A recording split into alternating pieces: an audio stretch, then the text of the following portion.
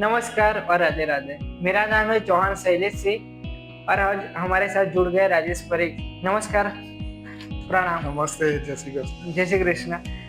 आज हम बात करेंगे वेल्थ मैनेजमेंट के बारे में। वेल्थ मैनेजमेंट में आज हमारा टॉपिक होगा इनकम। इनकम कैसे जनरेट की जाती है, कहाँ इन्वेस्ट की जा सकती है, उसके बारे में हम जानेंगे राजेश परीख के साथ, जो एक्सपर्ट भी है और उनकी खुद की इनकम कहाँ इन्वेस्ट करते हैं, उनके स्रोत भी हम उनसे ही जानेंगे। बताए राजेश परीख जी, इनका वेल्थ मैनेजमेंट में इनकम का महत्व क्या है? देखो, इनकम का बहुत ही इम्पोर्टेंस महत्व ये है कि इनकम कमाना हमारे हाथ में है। कितनी कमाना उसकी कोई लिमिट नहीं है। और इनकम आगे चल के इनकम होगी, इनकम पे सेविंग होगा तो वेल्थ जनरेट होगी। तो सबसे पहले इनकम पे अगर बात है तो कौन सी इनकम और कैसी इनकम जनरेट करनी चाहिए। तो इनकम हमें एक एक्टिव इनकम और पैसिव इनकम, मेरे ख्याल से मैंने जो फोकस किया है उसके ऊपर मैं जाता हूँ। एक्टिव इनकम ऐसा है कि जो हमारी स्किल के ऊपर, एजुकेशन के ऊपर, या उसको सबसे पहली जॉब होती है, सबसे पहले एक बिजनेस स्टार्ट करते हैं, उसके ऊपर हमारी जो पहली प्राइमरी इनकम बोलते हैं वो इनकम एक्टिव इनकम कही जाती है। इनकम तो हमारे पास होती है, फिर अगर हमें दूसरी आइडिया ऐसा आता है कि कुछ दूसरी इनकम हम सेव करें और उसके ऊपर दूसरी इनकम जनरेट करें तो उसको पैसिव इनकम कहते हैं। तो इनकम हमें ऐसा करना चाहिए कि पहली इनकम पे सबसे ज्यादा फोकस करके ये होना चाहिए कि अगले 5 साल तक हमें कोई भी तरह की तकलीफ हमें ना हो। तो और उसमें दर ईयर इनकम बढ़ती जाए तो फिर आप कुछ कॉन्सेंट्रेशन करके सेविंग का प्लान कर पाओगे और उसमें से कुछ पैसे इन्वेस्ट करिए या कोई एक्सटर्नल कोई दूसरी स्किल डेवलप कीजिए जिसके दूसरी इनकम जनरेट हो, तो उसको हम पैसिव इनकम कहेंगे। बरोबर है। और पैसिव इनकम का रोल और एक्टिव इनकम का रोल, दोनों का इंपॉर्टेंस क्या होता है।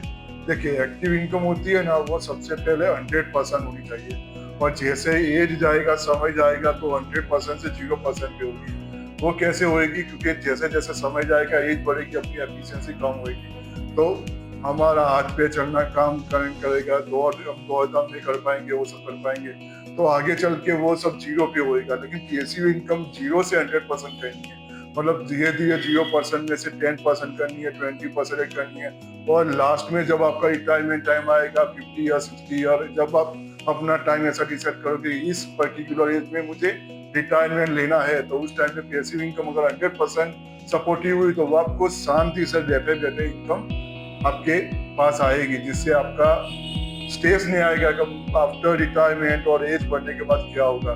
ये दो चीज ऐसे काम करती है, 0 to 100% और एक्टिव इनकम 100% to 0%। इसलिए दोनों का इम्पोर्टेंस बहुत इम्पोर्टेंस है। दोनों के ऊपर हमें शुरुआत में प्राइमरी स्टेज में परफेक्ट मेहनत करनी पड़ती है। देखिए, अब एक्टिव इनकम पैसिव इनकम का दूसरा एक एग्जाम्पल, एक अच्छा एग्जाम्पल मेरे पास है, वो मैं आपको सेट करके देता हूँ, मतलब मैं एक्सप्लेन करके देता हूँ। देखो, एक फॉर एग्जाम्पल एक इलेक्ट्रीशियन। इलेक्ट्रीशियन कैसा होता है कि दिन में कहीं पे जॉब करता है और वहाँ पे 25, 30, 40 हजार की सैलरी लेता है। उसकी स्किल के ऊपर उसका फॉर एग्जाम्पल एक्सपीरियंस है कि मतलब 2, 3, 4 साल का एक्सपीरियंस है। तो अब उसने क्या सोचा कि नहीं, ये मेरी लिमिटेशन आ गई, ये तो इनकम मतलब कि अब इससे ज्यादा मेरी सैलरी ज्यादा नहीं बढ़ पाएगी और मैं जॉब छोड़ भी नहीं सकता, तो अब नेक्स्ट लेवल पे मैं क्या करूँगा।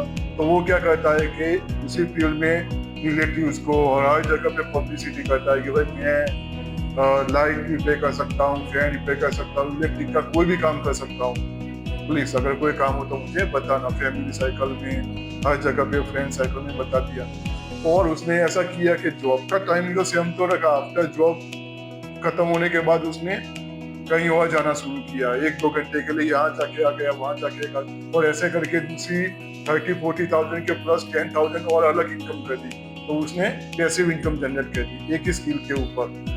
अगर वो फिर ऐसा चाहे कि नहीं चलो अब मेरे ये 10,000 भी मेरा हो गया, अब तो मेरे पास ऐसा नहीं है कि टाइम ही नहीं बचता है मेरे पास अब, और इससे ज्यादा क्या कर सकता हूँ, तो उसने फिर ऐसा किया कि चलो कहाँ पे मेरा इन्वॉल्वमेंट नहीं आता है या बैठे बैठे कहीं पर भी मैं अगर देख लूँ कि भाई ये ऐसा ऐसा पैसा मैं इन्वेस्ट कर सकता हूँ, तो उसने एक शेयर मार्केट का ऑप्शन फॉर एग्जाम्पल सिलेक्ट किया है। तो वो शेयर मार्केट में सिर्फ कुछ नहीं होता है, शेयर मार्केट में आपको किसी ऑफिस में नहीं जाना है काम करने के लिए, ना ही आफ्टर जॉब जाना है, तो उसने मोबाइल पे एप्लीकेशन डाउनलोड किया, अंदर उसने अपना डीमेट अकाउंट ओपन किया और थोड़ा स्टडी किया, शेयर मार्केट थोड़ा स्टडी किया कि भाई मुझे कौन सा शेयर खरीदना चाहिए, कौन से म्यूचुअल फंड खरीदने चाहिए, कौन से ETF खरीदने चाहिए। तो उसने बस पार्ट टाइम एक अमाउंट, स्मॉल अमाउंट नक्की किया कि हर महीने में 2 से 2 और 3,000 का मैं म्यूचुअल फंड में डालूंगा, या उसका शेयर परचेस करूंगा, या फिर ETF खरीदूंगा।